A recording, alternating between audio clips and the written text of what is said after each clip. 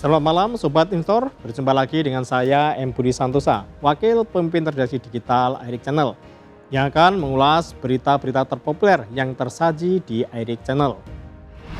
Sobat Investor, seiring dengan dinamika yang terjadi di pasar saham domestik beberapa waktu lalu, yang membuat indeks harga saham gabungan atau IHSG melemah cukup dalam, concern dan minat pelaku pasar terhadap asupan berita seputar pasar modal sepertinya mulai bergeser. Dari semula cenderung terkait perkembangan market dan kini lebih mengarah pada beragam informasi terbaru terkait perkembangan emiten dan proyeksi bisnisnya di 2026 ini. Hal ini terlihat dari deretan berita terpopuler di idxchannel.com hari ini, di mana beragam informasi seputar update perkembangan emiten jadi semakin diburu sebagai bahan rujukan bagi pelaku pasar untuk menentukan strategi investasinya di bursa domestik. Semua berita dan informasi tersebut telah kami rangkum dalam deretan 5 berita terpopuler di website idxchannel.com. Sobat Investor, berikut top 5 IRIC Channel. Berita pertama, 9 saham konglomerasi dengan PBV rendah masih di bawah 1 kali, intip daftar emitennya. Membuka top 5 edisi kali ini, kabar datang dari saham-saham sejumlah emiten milik para konglomerat nasional yang selama ini hampir selalu menjadi sasaran idola bagi pelaku pasar untuk menempatkan dananya di bursa saham domestik. Yang menarik dengan adanya dinamika yang terjadi di pasar beberapa waktu lalu yang memaksa indeks harga saham gabungan atau IHSG turun begitu dalam.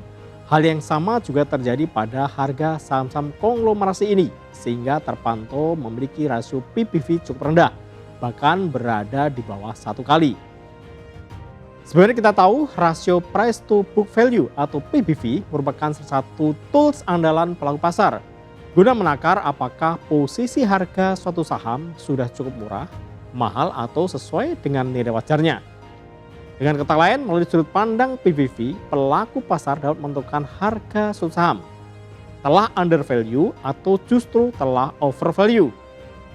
Di mana secara teori ketika PBV suatu saham berada di posisi 1 kali atau justru di bawah 1 kali, maka harga pasar saham tersebut bisa disebutkan masih relatif murah.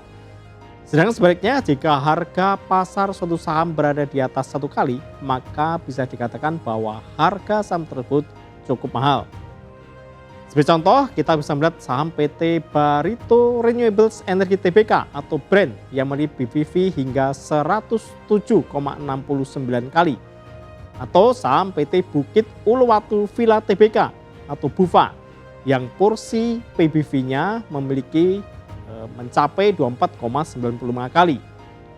Namun dalam pantauan tim redaksi IRIC Channel ada juga saham-saham mulai konglomerat yang selama ini menjadi investor darling yang nilai PBV-nya masih sangat rendah, bahkan di bawah 1 kali. Seperti PT Bumi Serpong Damai Tbk atau BSDE yang punya PBV masih 0,44 kali, atau PT Ciputra Tbk atau CTRA dengan nilai PBV masih 0,66 kali. Atau juga Sinarmas Agro Resources 7 Teknologi Tbk atau SMAR yang nilai PBV-nya masih 0,74 kali. Jadi, apakah Anda tertarik untuk memborong saham-saham dengan PBV rendah ini? Selanjutnya kita beranjak ke berita kedua. 10 saham top gainer perdagangan Rabu 18 Februari 2026. Simak daftar emitennya. Selanjutnya kabar juga datang dari saham-saham yang pada perdagangan Rabu lalu berhasil merangsek masuk dalam daftar top gainer. Di mana pada saat yang sama IHSG berhasil nyaman di zona hijau dengan kenaikan sebesar 1,19%. Saham-saham yang tercatat masuk dalam top value diantaranya yaitu PT Bumi Resources Tbk atau BUMI, PT Bank Mandiri Tbk atau BMRI, dan PT Bank Sentral Asia Tbk atau BBCA, serta PT Petrosia Tbk atau PTRO.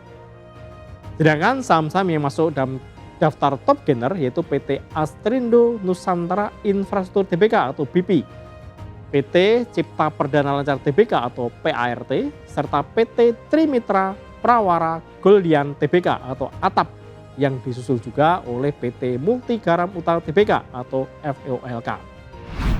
Berikutnya berita ketiga. Saham PART bergerak di bidang apa? Urusan konsumen, ini profil bisnis dan pemiliknya.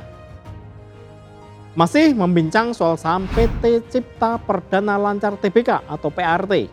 Pelaku pasar kini coba mengulik lebih jauh data dan profil dari emiten yang merupakan produsen komponen ini. PART sendiri tercatat pada papan pengembangan Bursa Efek Indonesia sebagai emiten sektor barang konsumen non-primer dengan kegiatan usaha utama di bidang manufaktur komponen suku cadang, otomotif, elektronik, dan sanitasi. Perusahaan ini berdiri sebagai industri skala rumahan pada tahun 2007 lalu dan kemudian pada 2009 baru berubah menjadi sebuah perusahaan resmi, di mana pada 2011 berhasil menjalin kemitraan dengan grup Astra yang selanjutnya pada 2016 mulai memproduksi komponen untuk Toyota. Kita lanjut ke berita keempat. 6 pusat saham perbelanjaan atau mall di Bursa Efek Indonesia. Intip daftar emitennya.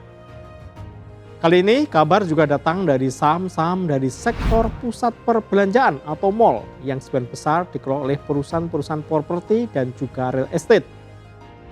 Sebagai emiten properti dan real estate, perusahaan-perusahaan ini tidak hanya mengembangkan hunian dan perhotelan, melainkan sebagian diantaranya juga membangun sekaligus mengelola mall sendiri melalui entitas bisnis di bawah kendali grup usahanya.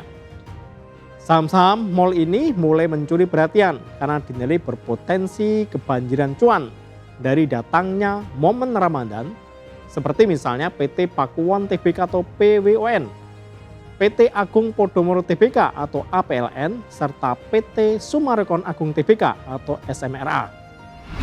Berita kelima, waran terstruktur ADRO ANTM delisting awal Maret.